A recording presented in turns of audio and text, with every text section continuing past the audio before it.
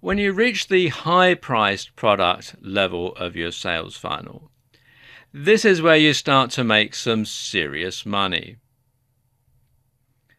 The higher priced item comes down further down the sales funnel here, after your freebie, after your lower priced item, after your mid-range item. That's when you're going to start to sell your high priced item. And in a way, things start to get easier at this level because you have customers who know you and are starting to trust you. And if you've over-delivered on value with your low and mid-range products, then people will know what to expect. There are two types of products that are popular at this level: training courses and software or apps. Now let's look at training courses. When you have your training course, you want to have higher production values than your ebook and other videos. That means something like having a presenter talking to camera in the video part and music at the beginning and end of each video, 3D graphics, etc. Something that shows that you have actually spent some money in making this product. Now, your courses should be text and video based, and the text and the video should work together. So, for example, you could have video lessons with a workbook or a reference manual, and the whole thing ties together. Now, you can research and create these courses yourself, or you can rework PLR or public domain materials. So you can do all that yourself, or you can outsource it to a professional. Now, when it comes to delivering your courses, you do have a couple of options. And the first way to deliver them is digitally, and that means from a site on the internet. Now, when you do it this way, the overheads are much lower. And of course, when you do it digitally, you can update the materials much more easily. The other way of distributing your courses is to distribute it physically.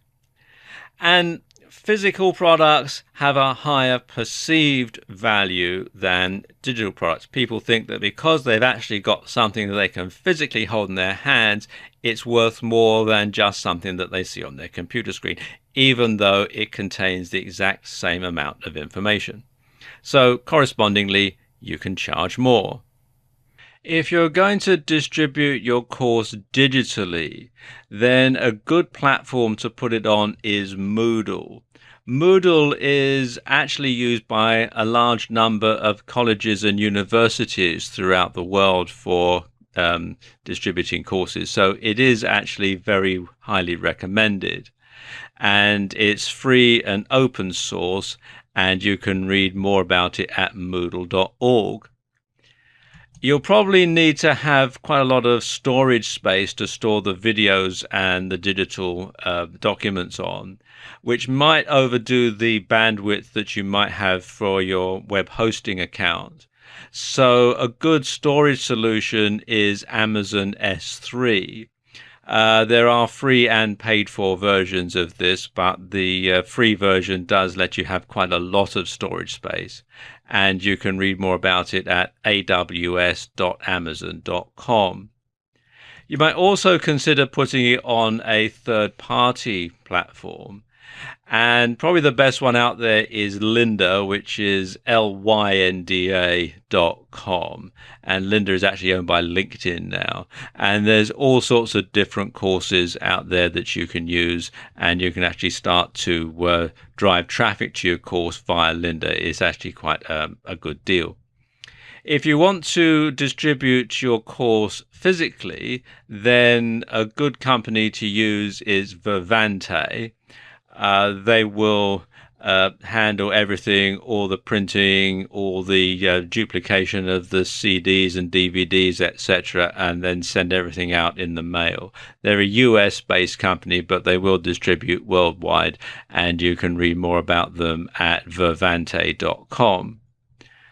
Finally, there's Amazon CreateSpace, and this is great because Not only will they print it on demand and duplicate it on demand, they'll also list it on Amazon.com so you can start to sell your courses that way outside of your sales funnel. So it is actually quite a good idea to sell via CreateSpace, and you can find out more at createspace.com. Now, the other popular product at this level are software and apps. Now, if you decide to do that, your software or your app should solve a specific need for the customer, and it should make the customer's life easier. But also, if you're going to develop a software or an app, you want to make sure that it's not something that's available free on the internet, because people are not going to buy your product if they can get it for nothing or download it for nothing off of another website. Now, there are a number of different ways that you can make the app. You can write the program yourself, or you can hire a coder to write it for you. So if you're not a coder yourself, then it's best to hire someone to do that for you. Now, the process is longer and more complicated than creating a training course, as you have to allow for beta testing, debugging, etc., etc.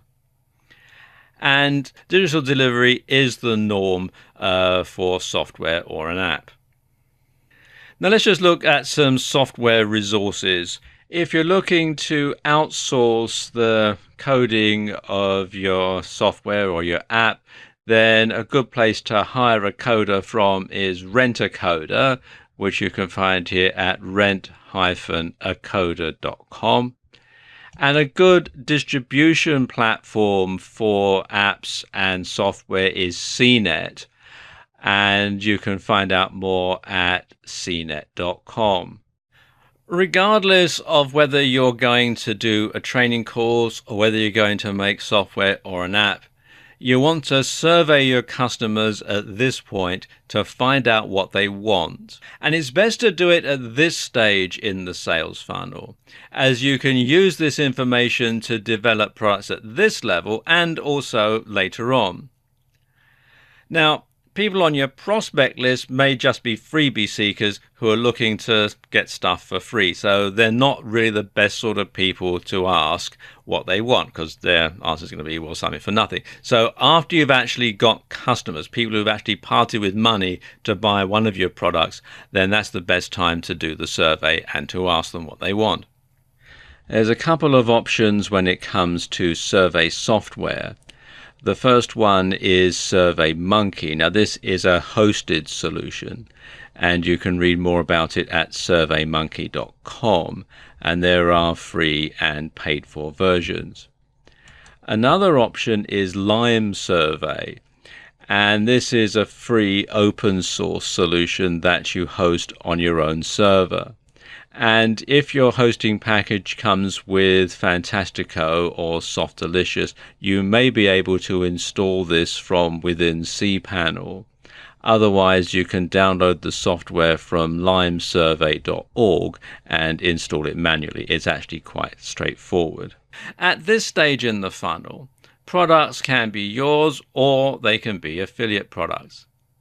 If you sell an affiliate product, purchase it yourself first to make sure it's good and to see what the sales process is like. You'll also be added to the affiliate product manufacturer's sales funnel, which can give you some insight into ways to improve yours.